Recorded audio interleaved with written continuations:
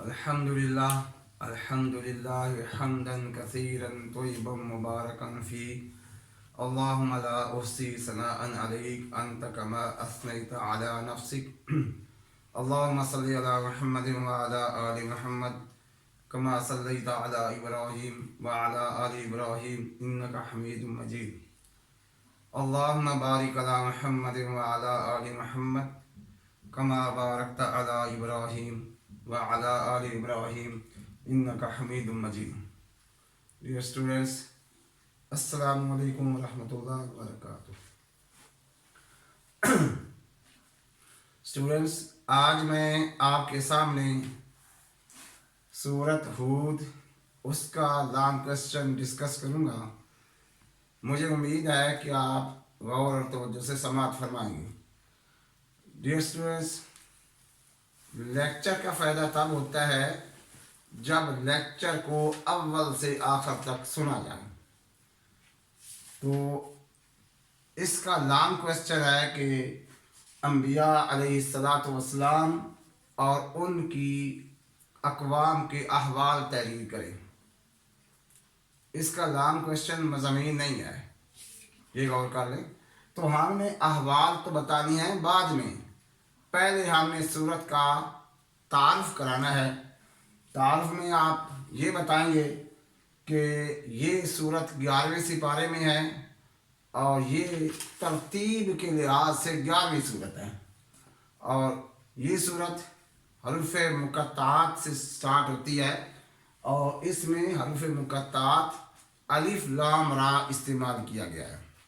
हरूफ मुक़त्तात वो होते हैं जिनके मानी अल्लाह के अलावा कोई नहीं जानता. इसमें 10 रुकू हैं और 123 आयात हैं. ये आपने तारुफ में लिख दिया. उसके बाद लॉन्ग क्वेश्चन में पूछा जा रहा है अंबिया अलैहिस्सलातु वस्सलाम और उनकी अक़वाम के अहवाल लिखें.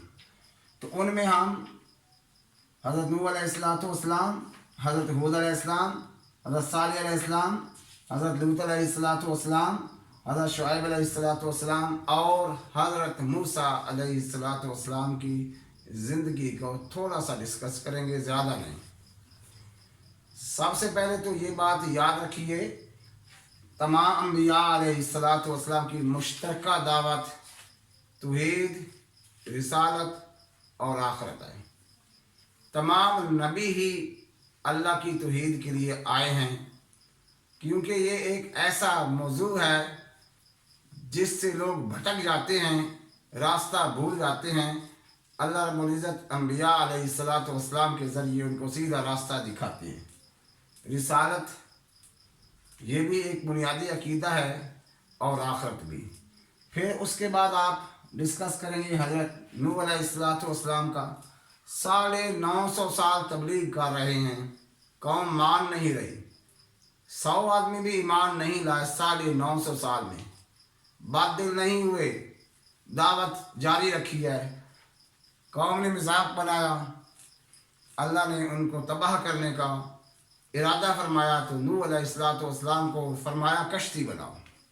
उन्होंने कश्ती बनाई. अल्लाह ने हुक्म दिया हर एक चीज़ का जोड़ा उसमें रखो.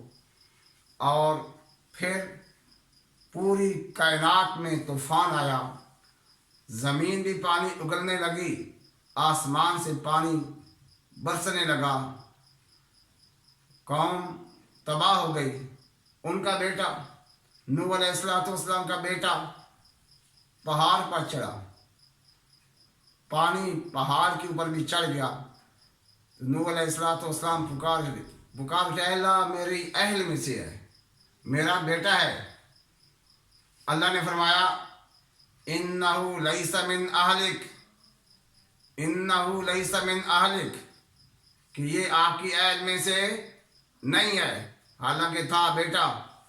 एक मसला समझिएगा, यहाँ पे है बेटा. अल्लाह फरमाते हैं आपकी अहल में से ये नहीं है.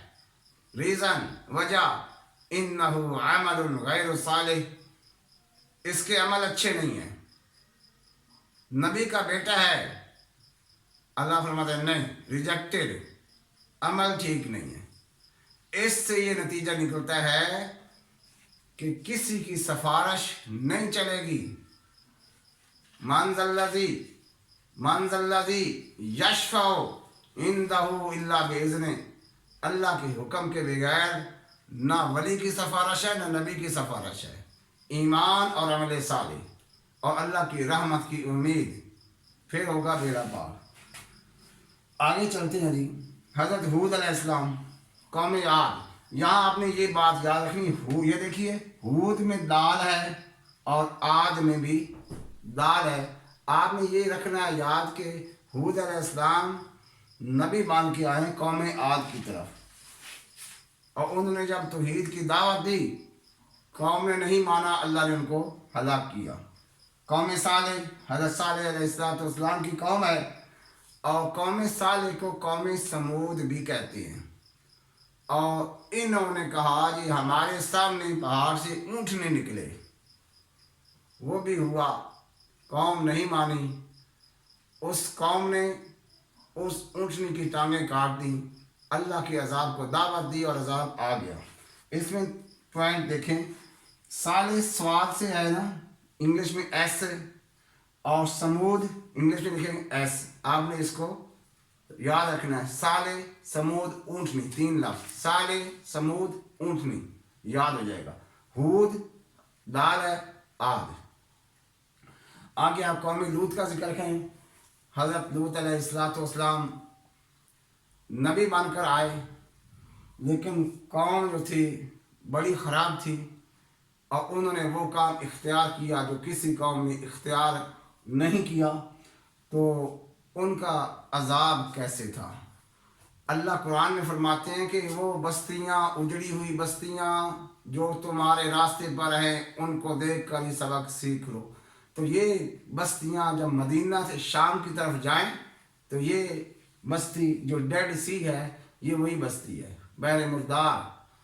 ہوا کیا تھا، اللہ نے ان کی بستی کو اٹھایا فرشتے کے ذریعے سے، اور وہاں سے پٹک دیا، اوپر سے بارش آئی، پتھروں کی بارش. آگے آپ ذکر کریں گے قوم شعیب کا. شعیب علیہ السلام کی قوم تھی، ان میں خرابی تھی ناپ تول میں کمی بیشی کرنا. ان کو سمجھایا لیکن قوم نہیں سمجھی، اور ان پر بھی اللہ کا عذاب آیا. اور آگے ہے حضرت موسیٰ علیہ السلام کی قوم بنی اسرائیل. سب سے زیادہ جو تذکرہ آیا ہے قرآن میں وہ حضرت موسیٰ علیہ السلام کا ہے. انہوں نے دعوت دی. فرعون اور اس کے حواری، وہ کبھی جادوگر کہہ رہے ہیں، کبھی کہتے ہیں ہم بھی جادوگر بلا لیتے ہیں. جادوگر بلائے گئے، مقابلہ ہوا، وہ ہار گئے. جادوگر سجدے میں گر گئے، کیونکہ وہ سمجھ گئے کہ یہ جادو نہیں ہے، یہ اللہ کا کلام ہے. پھر ہوا اصل یہ بات یاد رکھیں کہ حضرت موسیٰ علیہ السلام کی جو دعوت ہے اس کے 2 مقصد ہیں. ایک، فرعون کو دعوت توحید دینا، کیونکہ وہ کہتا تھا انا ربکم الاعلی، میں سب سے بڑا رب ہوں.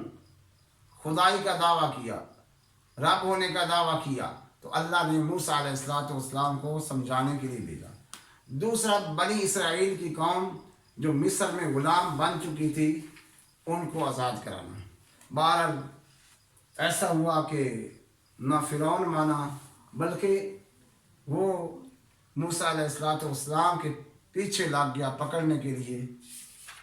موسیٰ علیہ السلام نے جب سمندر کو کراس کیا سیف اینڈ ساؤنڈ، اور جب فرعون اس کے حواری آئے سمندر کے اندر غرق ہو گئے.